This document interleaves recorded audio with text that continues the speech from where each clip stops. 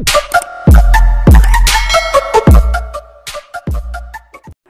mga master! Welcome back again to our channel. Panibagong araw, panibagong kabanata na naman ang pagsamasamayin natin ngayong araw na ito.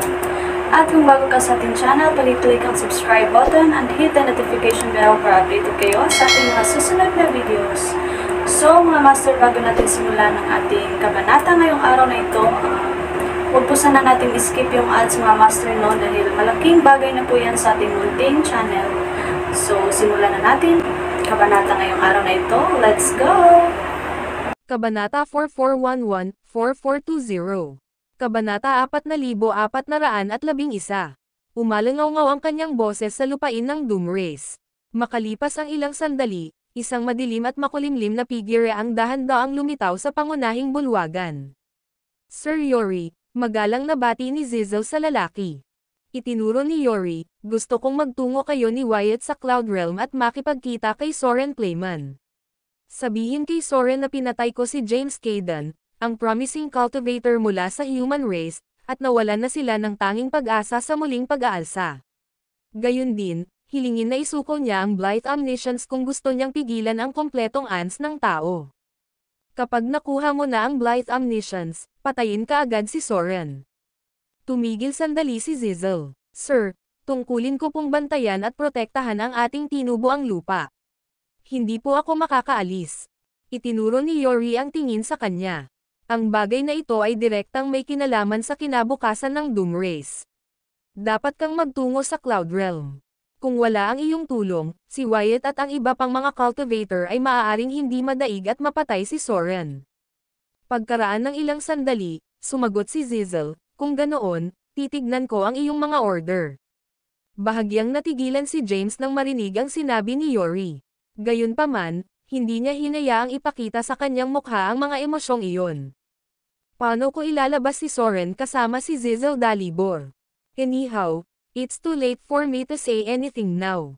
Kailangan kong gumawa ng ilang mga plano kapag nakarating na tayo sa Cloud Realm. Napaisip si James. Makakaalis na kayong dalawa. Ikinaway ni Yori ang kamay niya. Yumuko si James. Pagkatapos, naglakad na siya palabas ng main hall kasama si Zizzle sa likod. Dapat ko bang ipaalam sa ibang mga lahi na magtipon ang kanilang pinakamahusay na mga lalaki sa Cloud Realm? Tanong ni Zizzle. Oo, matari na sabi ni James. Biglang isang matapang at nakakabaliw na ideya ang pumasok sa kanyang isipan sa sandaling iyon. Gayun din, sabihin sa kanila na itigil na ang pagpatay sa mga tao. Magtitipon tayo sa Cloud Realm para lipulin si Soren. Hindi natin mapipilit si James Kayden na umalis sa pagtatago sa pamamagitan ng pagpatay sa mga hindi gaanong kabuluhan. Gayunpaman, kung pagbabantaan natin si Soren Clayman, baka maakit natin si James. Isang mata sa mata, at ngipin sa ngipin. Maaari kong pansamantalang pigilan ang ibang mga lahi sa pangangaso ng mas maraming tao gamit ang planong ito. Gayun din, magagawa kong tipunin ang lahat ng pinakamahuhusay na manlalaban mula sa iba pang lahi sa Cloud Realm. Maaaring hindi ako sapat na makapangyarihan upang maalis ang lahat ng ito, ngunit maaari ko pa rin silang bayaran ng mahal sa ginawa nila sa ating mga tao. May pagka na si James sa loob. Sige, sumagot si Zizzle. I-relay ko iyan sa lahat ng iba pang karera ngayon. Sa loob ng ilang segundo, natanggap na ng mga miyembro ng ibang lahi ang pinakabagong mga tagubilin mula sa Dooms. Ano, gusto nilang magtungo tayo sa Cloud Realm at i-execute sa publiko si Soren para akitin si James Kayden mula sa pagtatago. Magaling, mapapatay natin sa wakas si Soren. Hindi ako mapakali dahil alam kong buhay pa ang lalaking iyon. Umalis tayo sa Cloud Realm. Nagsimulang maghanda ang mga tao mula sa iba't ibang lahi para umalis patungong Cloud Realm pagkatapos matanggap ang mensahe ng Dooms. Sir Yori, gagana ba ito? Tanong ni Kamat, talaga bang mapipilitan nito si Soren na isuko ang Blight Omniscience? Ngumisi si Yori. Tama si Wyatt. Maaaring walang pakialam si Soren sa sarili niyang buhay, ngunit hindi niya maaaring pumikit sa pagdurusa ng kanyang mga tao. Baka isuko niya ang Blight Omniscience kung pagbabante namin na lipulin ang human race. Tama rin siya tungkol kay James Kayden. Kapag nakarating na kay James ang balita tungkol sa pagbitay kay Soren, siguradong gagawa ang lalaki ng kanyang hakbang. Iyon din ang pagkakataon nating tapusin siya minsan at magpakailanman. Lumawak ang ngiti sa mukha ni Yori. Dapat din ba tayong pumunta sa Cloud Realm? Tanong ni Kamat. Hindi. Umiling si Yori. Magiging okay lang dahil nandyan si Zizzle. Dapat mong bantayan ang anumang balita sa mga galaw o kinaroroonan ni James Cayden. Iulat sa akin sa sandaling mayroon kang anumang mga bagong natuklasan. Ang video na ito ay edited by Urban Storytelling.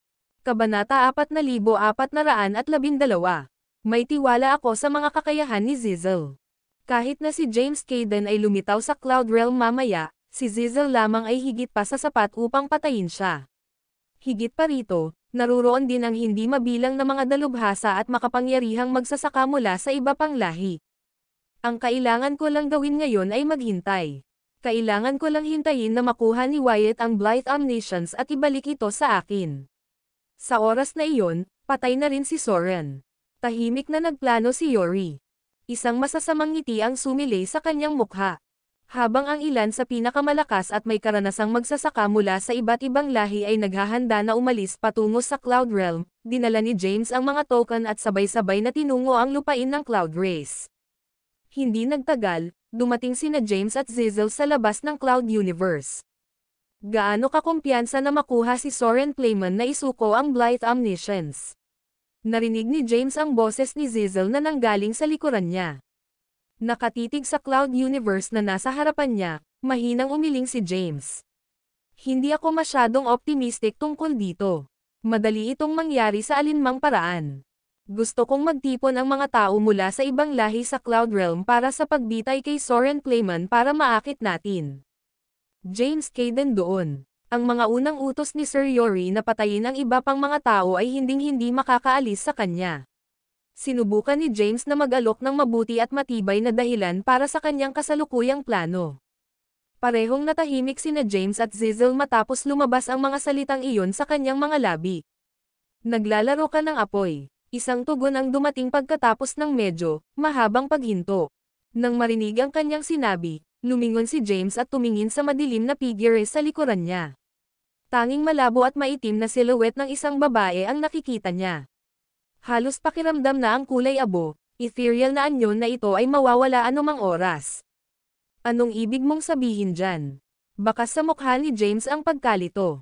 Gayunpaman, nanatiling tahimik lang si Zizzle. Hindi sinubukan ni James na pinindot siya para sa isang sagot. Pakiramdam niya ay may iba pa sa mga sinabi nito. Gayunpaman, hindi niya lubos maisip kung ano ito sa sandaling ito. Mabilis na nagpasya si James na isantabi ang bagay na iyon. Pagkatapos, pumasok siya sa Cloud Universe at nagtungo sa Cloud Realm. Samantala, isang malaking pulutong ang nagtipon sa labas ng pangunahing bulwagan na matatagpuan sa loob ng bakuran ng teritoryo ng Cloud Race. Si Fitzroy, ang Patriarch ng Cloud Race, at ang mga Elder ng Cloud Race ay sabik na naghihintay sa pasukan ng main hall. Mr. Fitzroy, ang Dooms ay nagpaplano na magtipon ng mga magsasaka mula sa lahat ng dako ng Greater Realms sa aming teritoryo para magsagawa ng Soren Playman. Hindi ba malalagay sa panganib ang ating mga tao sa planong ito? Tanong ng isa sa mga matatanda. Si Fitzroy ay nakasuot ng mahaba at kulay abong damit. May malalim na kunot ang matanda sa noo. Wala akong pag-aalinlangan na nilayon nilang patayin si Soren. Gayunpaman, ang pinakalayunin nila ay malamang na akitin ang makapangyarihang human cultivator na iyon, si James Cayden, dito.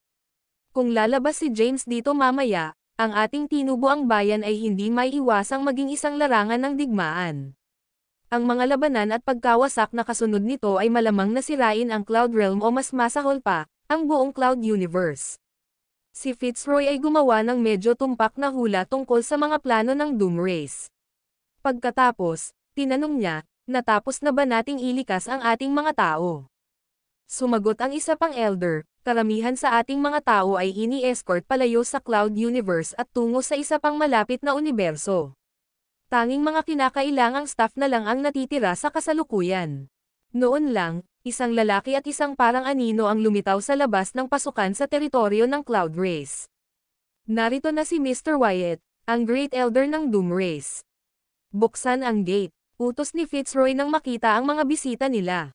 Habang na-deactivate ang mountain formation, bumukas ang gate sa teritoryo ng Cloud Race. Nakapwesto ang mga bantay sa magkabilang panig sa daan patungo sa pangunahing bulwagan. Napaluhod silang lahat at magalang na binati ang panauhin. Maligayang pagdating, Mr. Wyatt. Ang Cloud Race ay wala na sa hanay ng 10 Great Races mula nang mawalan sila ng kontak sa kanilang Grand Patriarch. Sila ay sapat na maingat upang salubungin ang dakilang elder ng lahi ng Doom nang may mahusay na pagtanggap mula noong nalampasan sila ng lalaki. Pumunta si James sa main hall. Ang video na ito ay edited by Urban Storytelling. Kabanata 4413. Maligayang pagdating, Mr. Wyatt. Si Fitzroy at ang mga matatanda ng Cloud Race ay nag-alay ng kanilang mga pagbati sa sandaling dumating si James sa pasukan ng pangunahing bulwagan. Ma'am, bahagyang tumanggo si James. Humakbang si Fitzroy palapit kay James. Mr. Wyatt, inihanda na namin ang iyong mga tuluyan. Ipaalam sa amin kung mayroon kang anumang mga kahilingan. Gagawin namin ang aming makakaya upang matugunan ang Dooms. Tumingin si James kay Fitzroy. Hihintayin namin ang mga magsasaka mula sa iba pang mga lahi na makarating dito at pag-usapan ang higit pa tungkol sa aming susunod na hakbang. Pakipunta dito. Iminuwestra ni Fitzroy ang kalapit na daanan. Dinala ng lalaki si James sa isang malaking manor na matatagpuan sa isang tahimik at liblib na lugar. Sa loob ng villa, natatanaw ni James ang libu-libong magaganda at mapang-akit na chambermaids mula sa Cloud Race na naghihintay sa harap ng hall upang batiin siya. Hindi lihim na nagustuhan ni Wyatt Dalibor ang magagandang babae. Gayunpaman, agad na inutusan ni James ang mga katulong na umalis sa manor dahil kailangan niya ng privacy. Sa bandang huli, si James na lang ang natitira sa manor. Umupo siya sa isang upuan sa lounge. Habang pinagsalikop ang kanyang mga daliri, tumitig siya sa malayo at nahulog sa malalim na pag-iisip. Ang planong naisip ko sa ngayon ay ipunan ang pinakamaraming nangungunang cultivator ng Greater Realms hanggat maaari sa Cloud Realm. Kasabay nito, maglalagay ako ng super formation na Seiseklo sa buong Cloud Realm. Kapag narito na silang lahat, aalisin ko ang pinakamarami sa mga magsasaka na iyon hanggat maaari at ipapakita ko sa iba kung ano ang kaya ng mga tao. Kahit na hindi ko papatayin silang lahat, sisiguraduhin kong mapipinsala ng husto ang kanilang lakas tao. Ipaghihiganti ko ang pagkamatay ng hindi mabilang na mga tao na brutal na pinatay ng mga taong ito. Gayunpaman, kailangan ko ng oras upang maisagawa ang planong ito. Ang isang pormasayon na ganap na nagsesecure ng isang lugar na kasing laki ng Cloud Realm, at may kapangyarihang matrap ang mga dalubhasa at may karanasan na mga cultivator ay mangangailangan ng maraming oras para ma-assemble. Saka nandito si Zizel sa utos ni Yori. With her around, malaki ang chance na mahuli niya ang mga plano ko. Kailangan kong makaisip ng paraan para mawala siya sa likod ko. Anyhow, ang pangunahing focus ko dito ay ang iligtas si Soren. Iyon ang pangunahing dahilan kung bakit ako napunta dito. Kahit na hindi ako makapaghiganti sa ibang mga lahi, kailangan kong paalisin si Soren dito, sa isang paraan o sa iba pa, pagtatapos ni James sa loob-loob. Habang sinusubukan ni James na pinuhin ang kanyang mga plano, isang kulay abong silweta ang tahimik na lumitaw sa kanyang likuran. Tuluyan na siyang naalimpungatan sa biglang pagsulpot ni Zizel. Ano ang iniisip mo? Ang nakapapawi na boses ng isang babae ay nanggaling sa kanyang likuran. Inangat ni James ang kanyang tingin at tumingin sa kanyang balikat. Nang makita niya ang madilim na figure, mahinahong sumagot si James, iniisip ko kung paano magpapatuloy. Gumagawa din ako ng iba't ibang paraan para makuha natin ang Blythe Omniscience. Pagkatapos makuha ang Blythe Omniscience, ano ang mga bagay na maaari nating gawin para maakit si James Cayden mula sa pagtatago? Kailangan nating hulihin ang lalaking iyon na isang malaking banta sa kaligtasan ng ating mga tao at ni Sir Yori. Sumagot si Zizel, pag-usapan natin iyan kapag nagtipon na rito ang ibang mga magsasaka. Ma'am, tumanggo si James bilang pagsang-ayon. Nawala kaagad si Zizel pagkatapos sabihin iyon.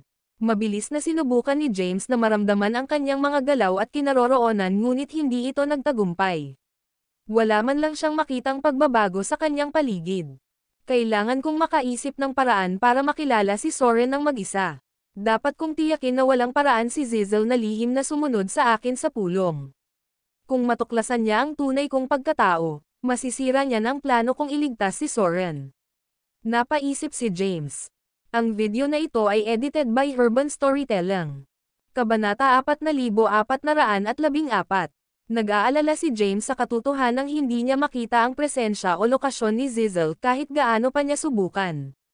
Pagkaraan ng ilang sandali, nagpasya siyang manatili at humiga pansamantala.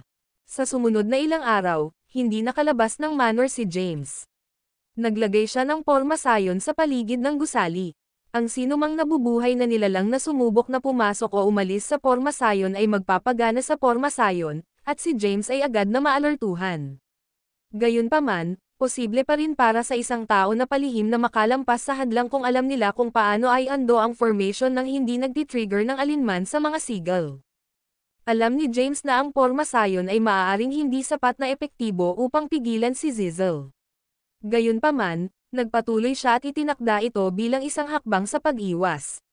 Sa panahong iyon, nakipag-ugnayan si James kay Thea sa pamamagitan ng paggamit ng sigil. Maya-maya pa ay narinig niya ang boses ni Thea sa kanyang isipan. James, may problema ba? Sumagot si James, kasalukuyan akong nasa loob ng teritoryo ng Cloud Race. Pinaplano kong kunin ang lahat ng nangungunang cultivator ng Greater Realms na magtipon sa Cloud Realm para maalis ko sila sa isang pagkakataon. Sa kasamaang palad, inutusan din si Zizel Dalibor na samahan ako sa Cloud Realm. Wala akong magagawa sa palagiang pagbabantay niya. Kailangan ko ng makakatulong sa akin sa plano ko, at ikaw lang ang naiisip kong bagay na angkop para sa gawain. Dapat ay humanap ka ng paraan para makapasok sa Cloud Realm at subukang lumapit sa akin.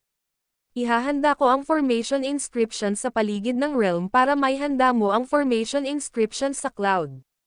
Sige, mabilis na nagdesisyon si Thea. Maghahanda akong umalis kaagad papuntang Cloud Realm. Gagamitin ko ang peking pagkakakilanlan at disguise na ginamit ko noong huli akong nakita kasama ka. Matapos niyang turuan si Thea, sinimulan ni James ang paggawa ng mga inscription sa pagbuo. Kailangan kong tumuon sa paggawa ng mga inscription ito sa pagbuo. Isa pa, kailangan kong mag-isip ng mga paraan para makabili ng oras para sa atin. Ang pag-set up ng isang super formation ay isang napaka-oras na proseso. Anumang mga pagtatangka upang makatipid ng oras sa pamamagitan ng paglaktaw sa alinman sa mga hakbang ay magpapahina lamang sa mga epekto ng pagbuo. Napaisip si James. Nag-set up si James ng time formation sa kanyang silid at nagsimulang gumawa ng mga inscription ng formation kaagad. Inilagay din niya ang mga natapos na inscription sa kanyang imbakan para sa pag-iingat. Bago niya namalayan, isang taon na ang lumipas habang abala siya sa kanyang paghahanda. Sa oras na iyon, halos lahat ng nangungunang cultivator ng Greater Realms ay nakarating na sa Cloud Realm. Maging ang ilang napakahusay na rogue cultivator ay nagtipon din doon pagkatapos malaman ang tungkol sa plano ng Doom Race. Sinisikap ni James na gawing perpekto ang isang inscription ng pormasayon nang maramdaman niyang may nag-trigger sa pagbuo ng cast sa ibabaw ng manor. May nagtangkang lumapit sa manor ngunit napigilan sila ng pormasayon na gawin iyon. Inalis ni James ang time formation at lumabas ng manor. Sa sandaling nakita niya ang madilim na figure na nakatayo sa labas ng pormasayon, na-deactivate niya kaagad ang pormasayon ng manor. Naglakad si Zizel papunta kay James at huminto sa harap niya. Mag-iisang taon na kami dito, hindi ka pa nag-ayos o nagpaalam sa amin tungkol sa mga plano mo sa panahong ito, nanatili ka pa lang sa loob ng manor, at naglagay ka pa ng isang pormasayon para hindi makalabas ang lahat. Ngumiti si James sa kanya. Sinisikap kong makabisado ang Chaos Sacred Art, at ayaw kong may mang-istorbo sa akin. I see. Anyway, tungkol sa pormasayon mo. Ang video na ito ay edited by Urban Storytelling. Kabanata 4415. Hindi nagmamadaling nagpatuloy si Zizel, sa palagay ko nakita ko na ito sa isang lugar noon. Oh, tama, si James Caden, ang taong magsasaka, ay naglagay ng pormasayon sa paligid ng Soul Pagoda noong nakapasok siya sa ating teritoryo dati. Ang mga inscription ng pormasayon na natagpuan doon ay kakaibang katulad ng mga ginamit mo para sa iyong pormasayon sa manor na ito. Kung hindi lang dahil wala ka sa training noong panahong iyon, akala ko talaga na kayo ni James Caden ay iisang tao. Halos mapatalon si James sa sinabi niya. Gayunpaman, nagawa niyang panatilihing cool at composed ang ekspresyon ng mukha niya. Ngumiti ng pilit si James. Labis akong natutuwa kung totoo iyon. Kung mayroon akong kapangyarihan ni James Cayden, hamanin ko kaagad si Sir Yori para sa posisyon ng Patriarch. Biglang iniba ni Zizel ang paksa habang nagtanong, kumusta ang iyong pag-unlad sa pagmaster ng Chaos Sacred Art? Isang click lang ang casual date. Umupo si James sa isang upuan na nakalagay sa harap ng bakuran ng manor. Di ko makita ang totoong anyo ni Zizel o ang ekspresyon ng mukha niya ngayon. Gayunpaman, may pakiramdam ako na marahil ay mayroon siyang napakalaking, sarkastikong ngiti sa kanyang mukha ngayon.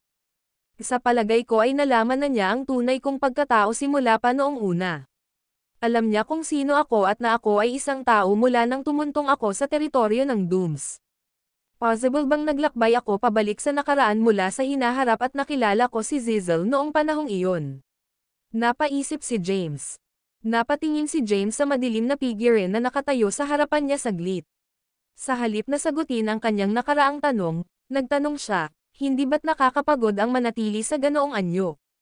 Bakit hindi mo nalang ipakita sa akin ang iyong tunay na anyo? Nai-curious ako sa iyong aktwal na hitsura. Umupo si Zizel sa isang upuan na nakaharap kay James. Hindi pa tama ang panahon. Pagdating ng panahon, makikita mo na ang tunay kong anyo. At saka, kakailanganin mo ang Chaos Token, ang pinakamahalaga at mahalagang token sa Doom Race, para makita ang tunay kong anyo. Sa kasamaang palad, matagal nang nawala ang token na iyon. Kung mahanap mo ang token, makikita mo ako sa tunay kong anyo kahit na hindi ikaw ang Patriarch. Ang ganda ng boses ni Zizel. Bagaman hindi ko nakikita ang kanyang hitsura, nakukuha ko ang impresyon na siya ay malamang nakaakit-akit. Napaisip si James. Nga pala, gaano karami ang alam mo tungkol sa Chaos Sacred Art? Tanong ni James. Naramdaman ni James na may magandang pagkakataon na magkaroon si Zizel ng impormasyon tungkol sa tunay na kahulugan sa likod ng Chaos Sacred Art dahil sa kanyang misteryosong background. Sandaling huminto si Zizel bago sinabing, ang Chaos Sacred Art ay nilikha noong ang Chaos Master ay tumawid lamang sa Kylum Acme rank. Gayunpaman, ito ay lubusan lamang na perpekto kapag naabot na ng Chaos Master ang tuktok ng Kylum Acme rank na huling yugto. Ipinagpatuloy niya, sa kasamaang palad, walang sinuman mula sa Doom Race ang nakakaunawa sa tunay na kahulugan ng Chaos Sacred Art kahit hanggang ngayon. Sa palagay ko ay hindi ko na makikita ang araw na may isang taong makakabisado at muling magpakawala ng 9 Voices of Chaos. Tumaas ang kilay ni James.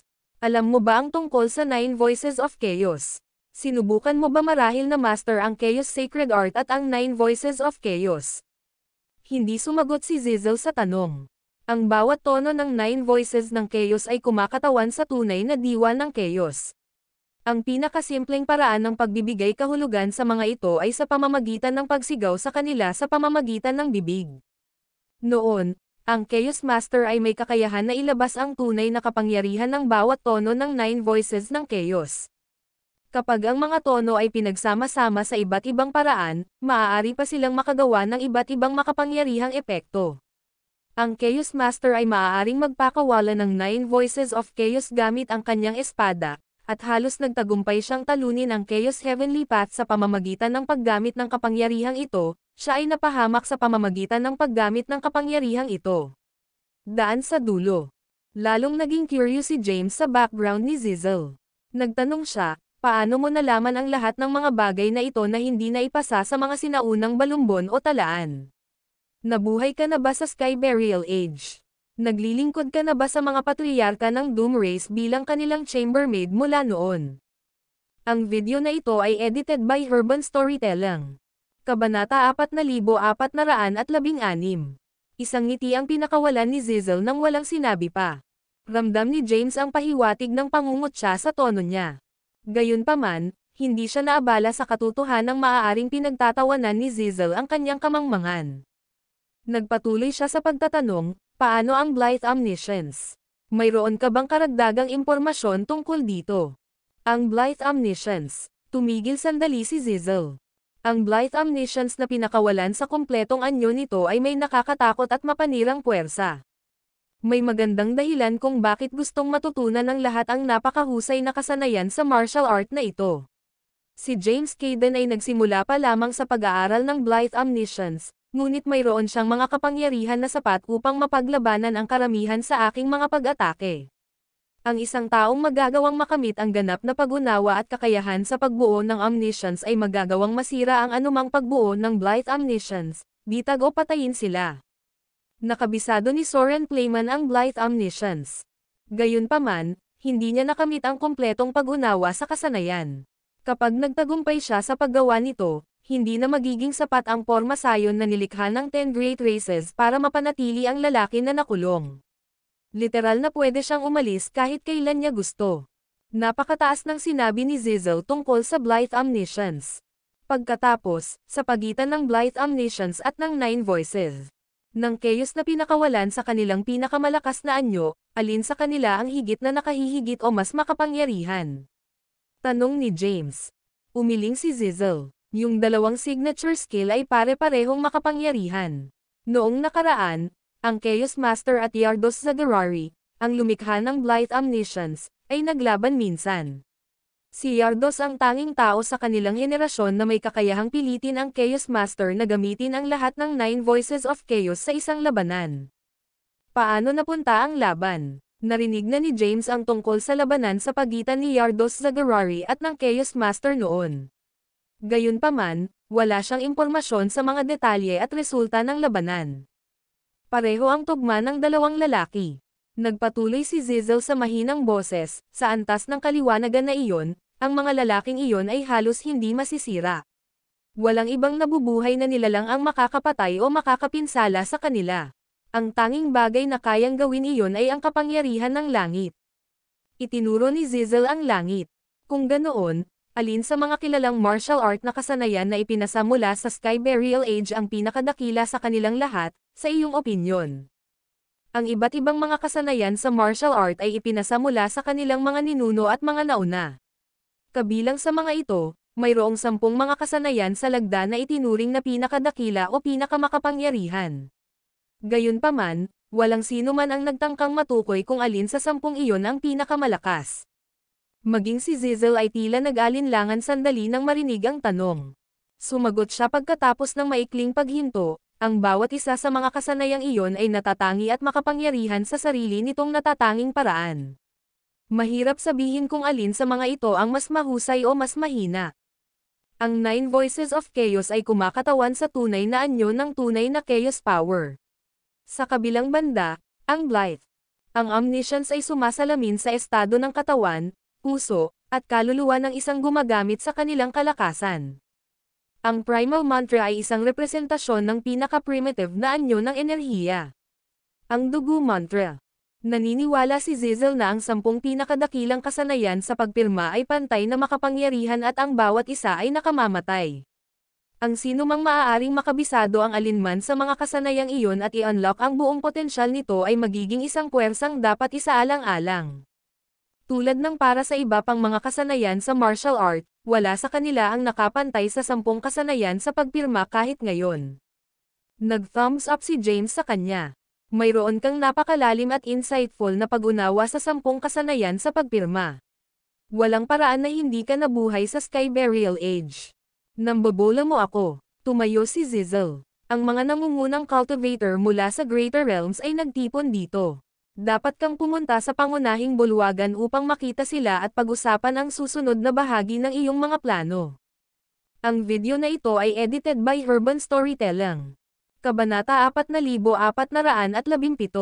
Pagkasabi nun ay tumalikod na si Zizel at naglakad paalis. Pinagmamasdan ni James ang pagkawala niya sa malayo. Pagkatapos, itinaas niya ang kanyang braso at muling inilagay ang porma sayon sa ibabaw ng manor. Pagkatapos noon ay tumayo na siya sa kanyang kinauupuan at tinungo ang main hall. Pagpasok niya sa pangunahing bulwagan, napansin ni James na daan-daang libong mga magsasaka ang nagtipon doon. Karamihan sa kanila ay alinman sa mga pinuno ng angkan o mga matatanda ng isang sekta o organisasyon. Nakakagulat, karamihan ay mga akmin. Nagulat si James nang makitang napakaraming akmin ang nagpakita sa okasyon.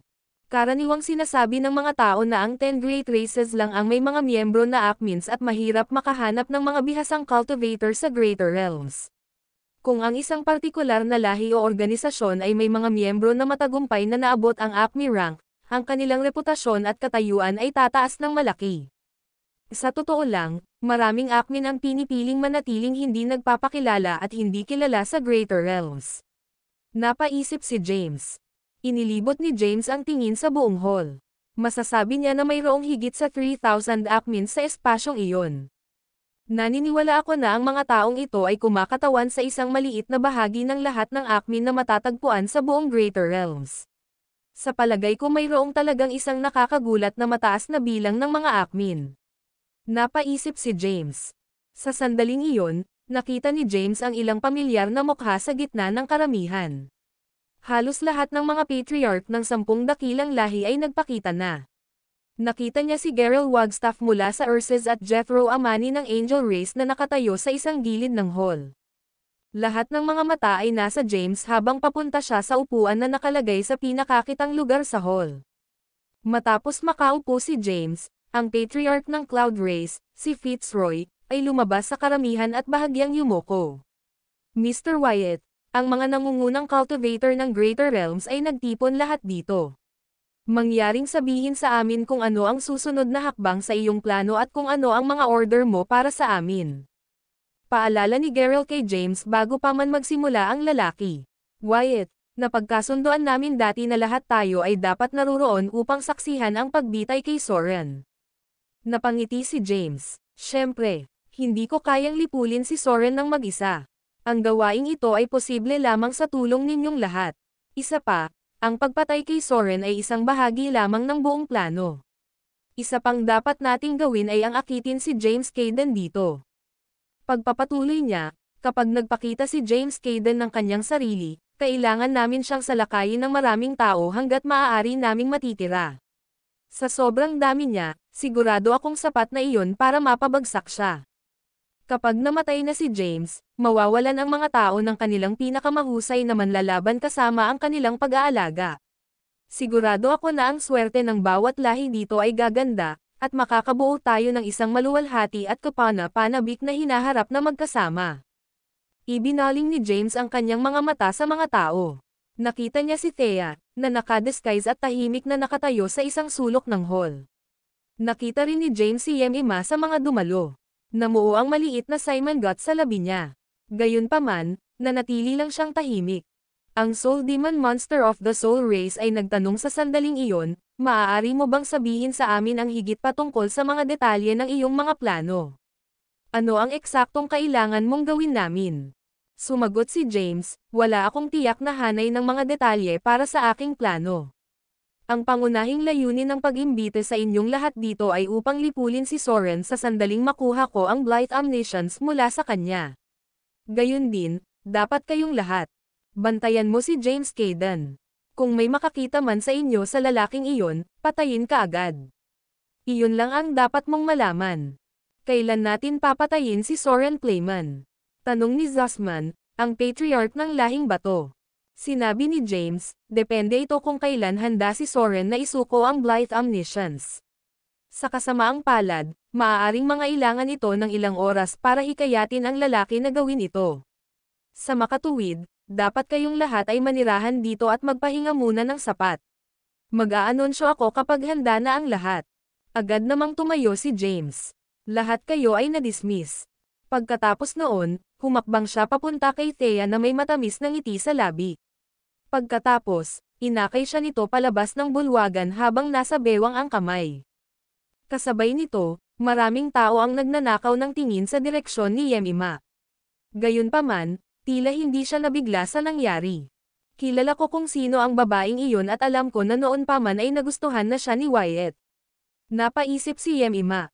Ang mga aksyon ni James ay hindi nagtaas ng anumang hinala ng iba dahil karamihan sa kanila ay nakarinig na ng mga chismis tungkol sa pagiging babero ni Wyatt. Ang video na ito ay edited by Urban Storytelling. Kabanata 4418.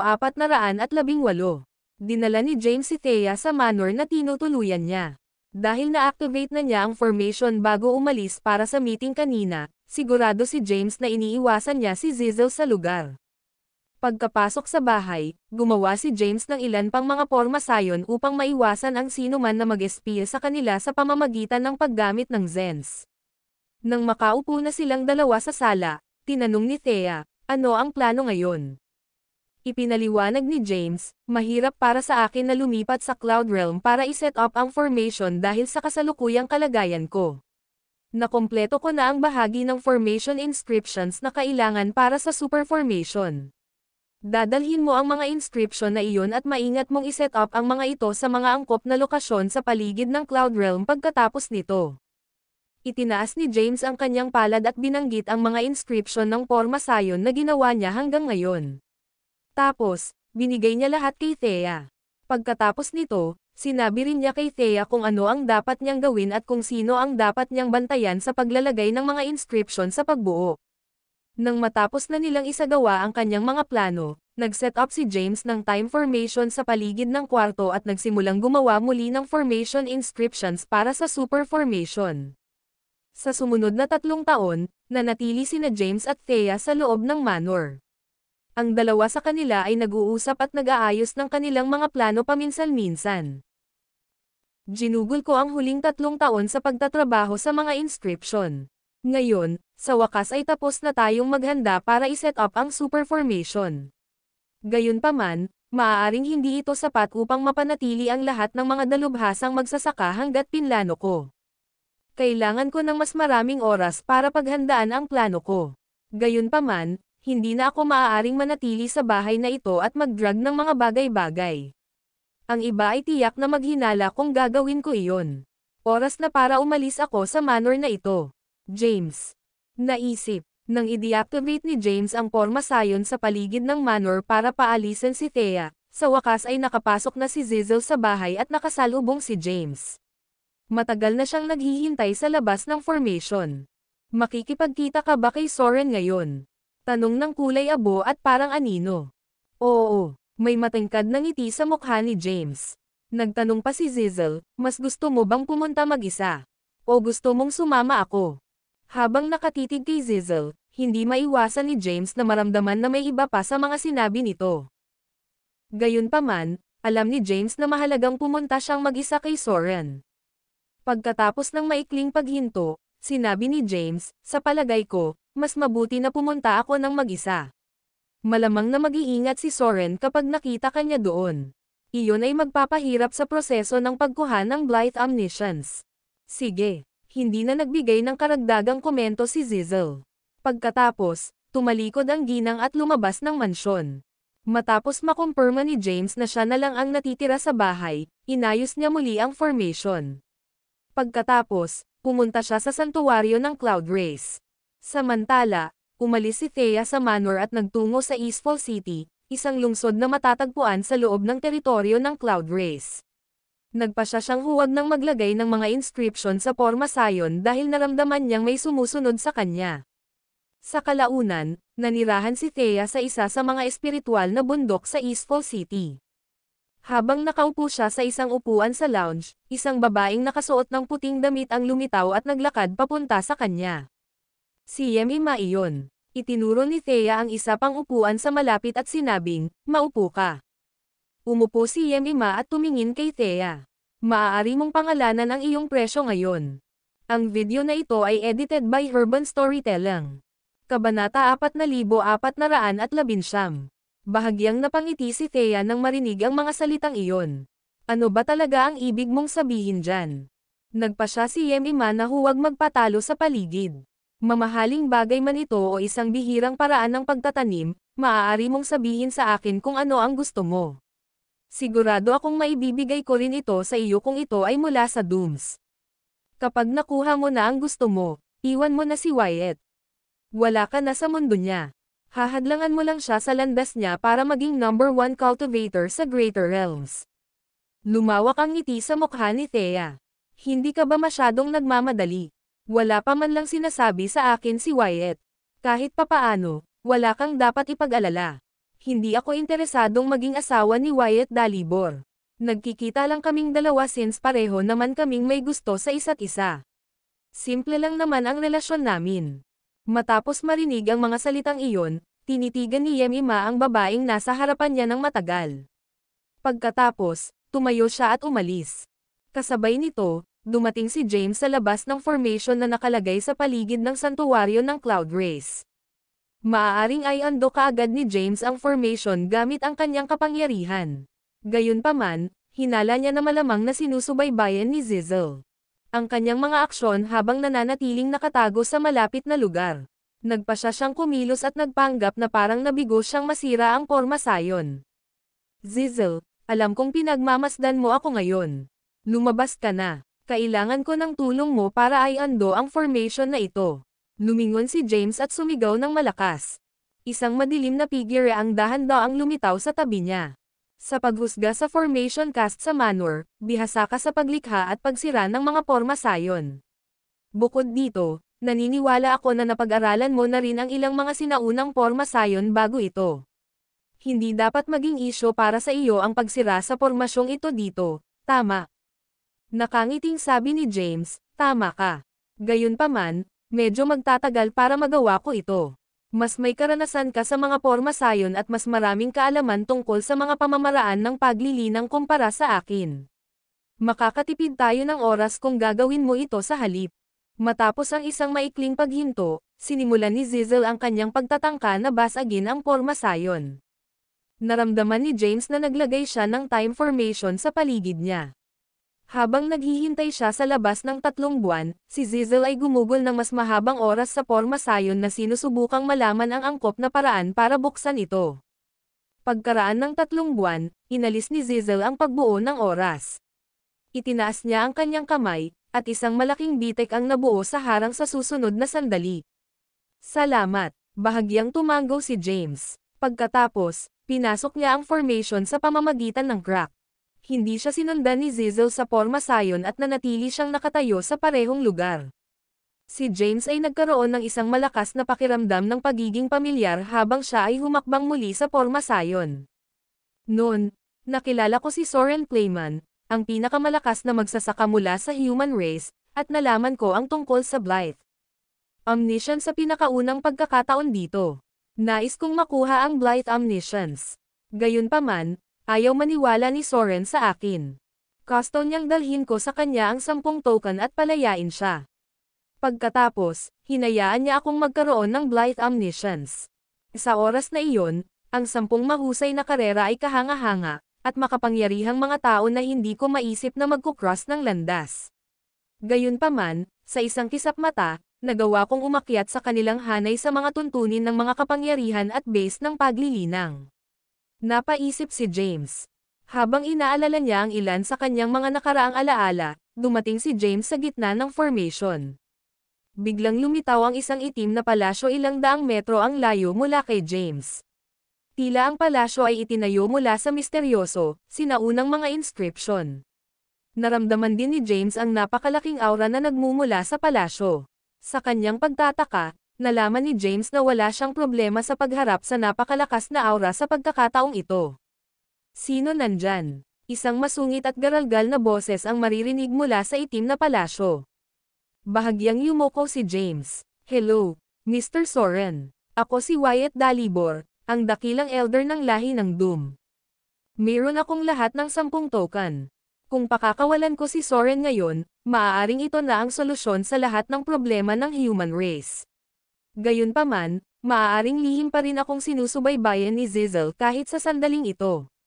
Kung gagawin niya ang lahat para pigilan ang plano ko, baka mawalan ako ng pagkakataong palayain si Soren ng tuluyan. Kailangan kong maging mas maingat sa isang mahalagang sandali tulad nito, pagtatapos ni James sa loob-loob. Ang video na ito ay edited by Urban Storytelling. Kabanata 4420.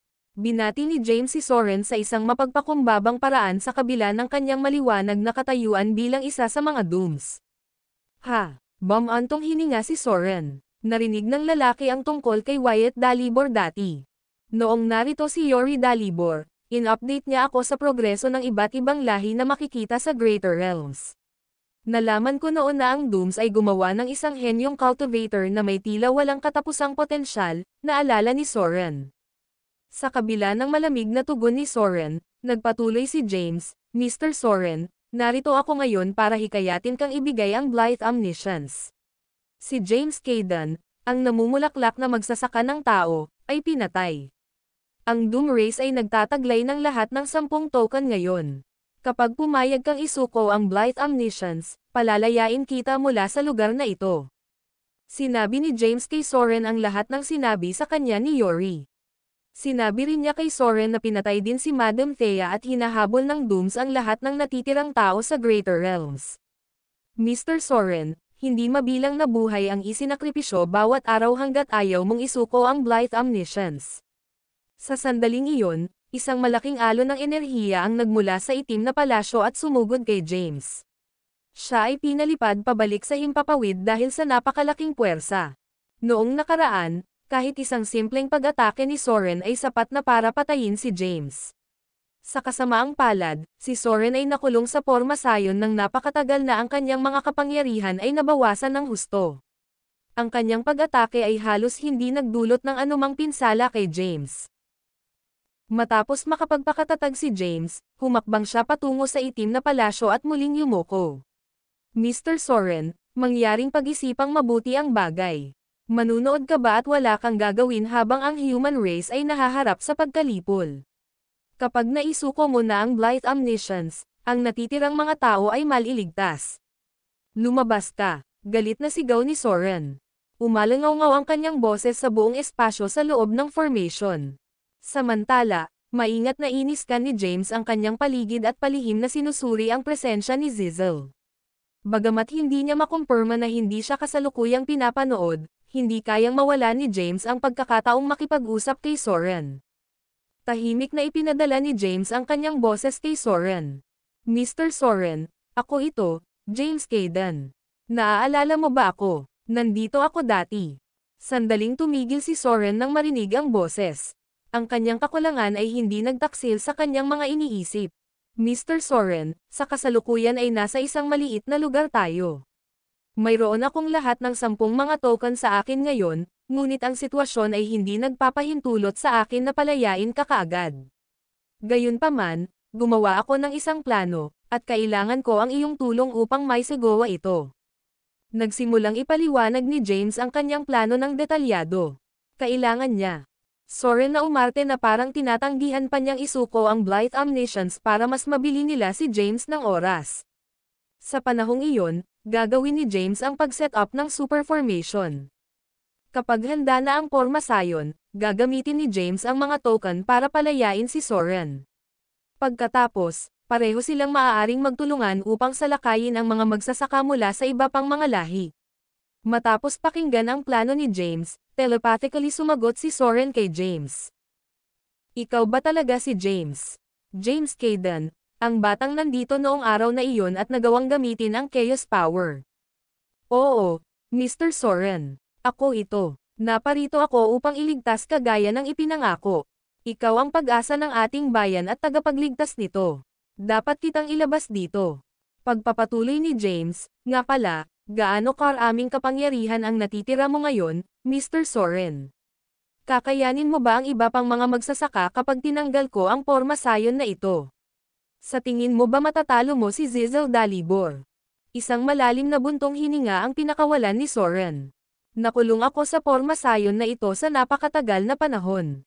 Ang partikular na porma sayon na ito ay may epekto ng pagpapahina sa pisikal na katawan ng nakulong na nilalang.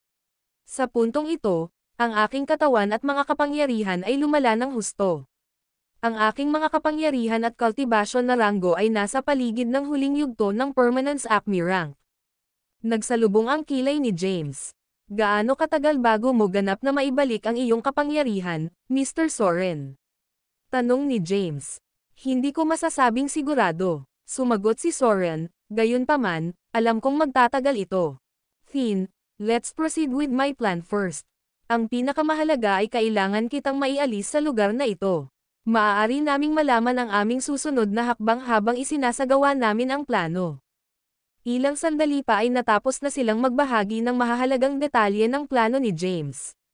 Pagkatapos, malakas na tanong ni James, Mr. Soren, Okay ka lang ba, alam mong papatayin namin ang lahat ng tao kung tatanggi ka pa ring ibigay sa amin ang Blythe Omniscience. Magwala. Umalangaw-ngaw ang boses ni Soren. Nagkunwari si James na susubukan at hikayatin muli si Soren, ngunit tila hindi na siya makatanggap ng isa pang sagot mula sa huli. Maya-maya, tumalikod si James at naglakad palayo.